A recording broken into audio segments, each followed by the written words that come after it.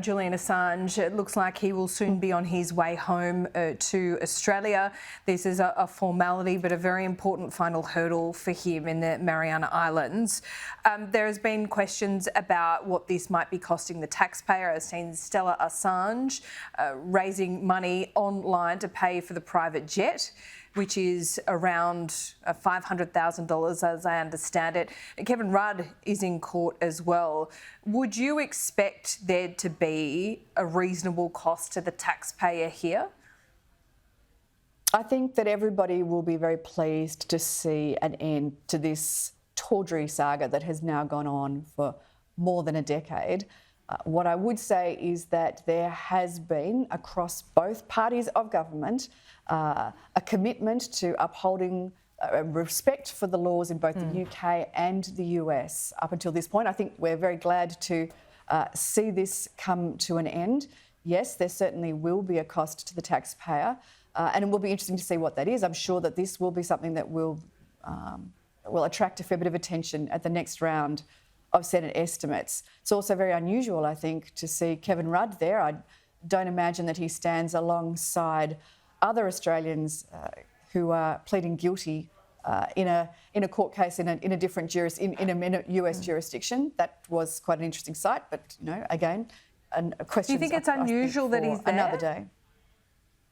Well, I think that it's been, obviously negotiated with both UK and US governments, and that, through diplomatic means, and he is our chief diplomat in the US. That said, this is an interesting precedent, I think, to set.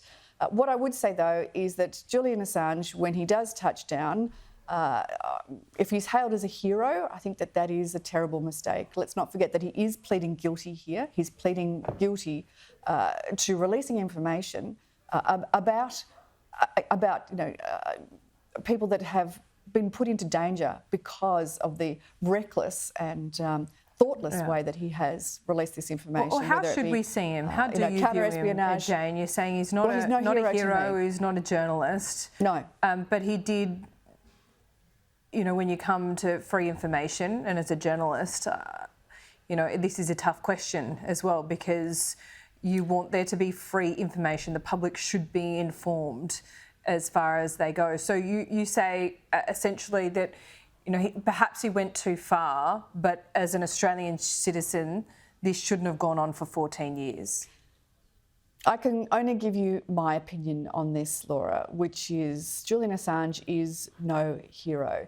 He recklessly released information that put counterintelligence and intelligence communities at risk, and more importantly, and this should be in the eyes of many people, those brave Afghani and Iraqi members of their public that were working towards bringing down their totalitarian regimes, that were working with coalition forces, were also put at risk. He left them out there.